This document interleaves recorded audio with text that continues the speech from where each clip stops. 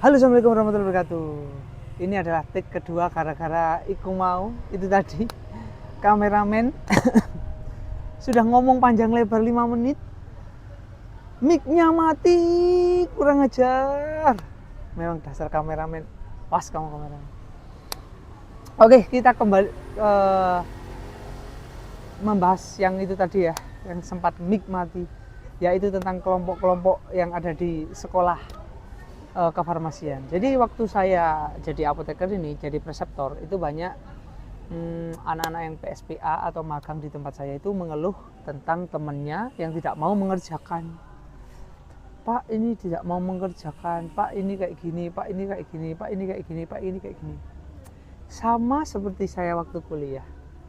Tapi dulu karena saya pimpinan mahasiswa rantai karbon, jadi semua yang mengerjakan saya memang, dari mulai mengerjakan tugas, membuat PPT, mengumpulkan laporan gitu-gitu. Itu memang saya.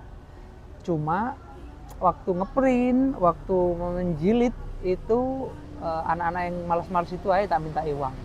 It's okay, nggak apa-apa. Karena hal itu berdampak ke kita sendiri. Contohnya nanti waktu presentasi, waktu asisi sama dosen, itu yang dinotis ya yang mengerjakan saya. Jadi nilai saya A kayak gitu, daripada teman-teman yang lain nilainya kayak C, D, bahkan yang E. Ya nggak apa-apa, karena kedewasaan itu penting. Jadi gitu ya tipsnya. Nanti kalau teman-teman kuliah itu gak usah mikir yang lain, gak usah mikir orang lain, mikir kalian sendiri aja. Karena kalau misalkan dibagi kelompok itu otomatis ada beberapa nilai. Jadi nilai individu kayak misalkan presentasi, nah sama nilai kelompok, laporan praktikum, laporan kelompok itu nilai kelompok. Jadi kalau kamu nggak mengerjakan, teman-teman lain nggak mengerjakan, ya kamu dapat jelek. Nanti waktu pengumpulan nilai akhir semester gitu, nah nanti nilaimu jelek. Jadi kalau menurut saya ya kerjakan aja. Meskipun kamu berdarah-darah, biarkan saja, nanti kumlot nanti. Nah itu ya. Terus ada memang mahasiswa yang dia itu ambisius. Jadi dia itu pinter dalam segala hal, serius dalam melakukan sesuatu, kayak belajar kelompok, harus perfect ada. Tapi kan setiap orang beda-beda ya kan. Kayak misalkan ada yang nyantai, ada yang gercep, jadi nggak bisa dijadikan satu. Jadi itu ya tipsnya itu. Terus apa lagi? Misalkan praktikum. Kalau praktikum dulu ada yang tipe-tipe, misalkan ya kelompok praktikum, ada yang tipe-tipe dia itu suka nyuci-nyuci, tukang korah-korah kalau bahasa Jawanya. Kameramen saya ini saya lihat dia tukang cuci-cuci, betul tidak? Enggak. Dia malu mengakui. Nah, jadi ada yang tipe tukang cuci-cuci, ada tipe yang suka membuat jurnal, ada tipe yang memang suka bikin praktek. Jadi tipeku dulu itu adalah tipe yang biasa-biasa. Cuci-cuci ya oke, praktek ya oke, bikin jurnal itu malas. Soalnya capek. Gitu. Jadi ada kejadian lucu waktu itu adalah praktek, kalau nggak salah namanya biomedik. Jadi kayak kita itu identifikasi senyawa kimia, tapi itu berhubungan dengan apa ya, protein ya gitu ya, kayak identifikasi pati, amilum kayak gitu-gitu. Jadi ada yang beberapa yang dibakar gitu. Nah pada saat itu kita kan nggak tahu kalau dibakar itu kalau terlalu panas ya itu bisa meledak kayak gitu. Jadi setelah kita reaksikan gini, oh untuk melihat endapannya nih, nanti endapan putih nanti harus dipanaskan dulu.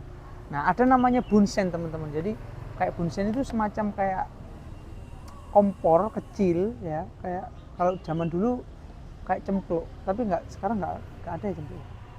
Jadi kayak bunsen gitu, ada api yang bahan bakarnya spiritus, sama tabung reaksi yang setelah kita reaksikan itu. Nah, anak-anak itu kan sok-sokan. Jadi langsung diginikan, dipanasin aja. Tanpa digoyang-goyang, kan harusnya dipanasin terus digoyang-goyang gini kan supaya panasnya itu merata. Habis itu diangkat, dipanas-panas gini, diangkat. Kalau sudah muncul endapan coklat, endapan putih kayak gitu-gitu kan sudah, oh berarti memang benar ini ada senyawa misalkan amilum kayak gitu, atau senyawa metabolit sekunder yang lain kayak gitu. Nah itu temanku itu diginikan, nggak digoyang-goyang, tetap gini, akhirnya meledak, doas. Untung nggak ke muka. Jadi semua panik, dikira bom, semua lari. Padahal itu ya gampang meledak memang. Gitu. Jadi mengapa teman-teman yang disuruh pakai sarung tangan, pakai hand cap, pakai jas lab, terus pakai apa lagi kameramen? Masker, ya kan? Pakai kacamata kalau yang waktu membakar-bakar itu supaya tidak terciprat senyawa-senyawa itu ke mata atau ke kulit dan lain sebagainya, membuat iritasi. Seperti itu ya teman-teman. Oke, setelah itu kita akan membicarakan tentang kehidupan di perkuliahan. Jadi memang kehidupan perkuliahan yang di farmasi itu memang kayak dibandingkan dengan fakultas-fakultas lain, misalkan via fakultas ilmu administrasi, fakultas vokasi, fakultas hukum, fakultas apalagi ya, itu memang kelihatannya mahasiswa farmasi, ya kan, keperawatan, fakultas kedokteran, itu memang kayaknya anak-anaknya itu nggak ngerti modis kayaknya ya. Jadi semua itu kayak berantakan gitu, kalau menurutku ya, waktu aku kuliah. Jadi kayak lencu, kayak berantakan gitu. Waktu jalan sama anak-anak yang kayak via hukum dan lain sebagainya itu kayak, ini kok cantik sekali, ini kok kayak muka-muka tertekan gitu. Jadi kayak kenapa ini waktu aku masuk di farmasi, kenapa ini teman-teman saya nggak ada bening-beningnya? Apa karena praktekum setiap hari? Apa karena dimarahin dosen setiap hari? Apa karena PR-nya banyak setiap hari? Kamu gitu nggak? PR-mu banyak setiap hari nggak? Kalau PR nggak sih, lebih ke laprak. Nah, laprak ya, itu laporan praktikum kan ya? Harus tulis tangan kan? Sampai sekarang? Sampai sekarang. Sampai hari ini tulis tangan? Iya. Nah itu teman-teman, ngapain itu tulis tangan? Kan copy paste saja bisa. Mungkin sama dosennya kalau copy paste gak dibaca kali ya. Tulis tangan pun juga gak dibaca.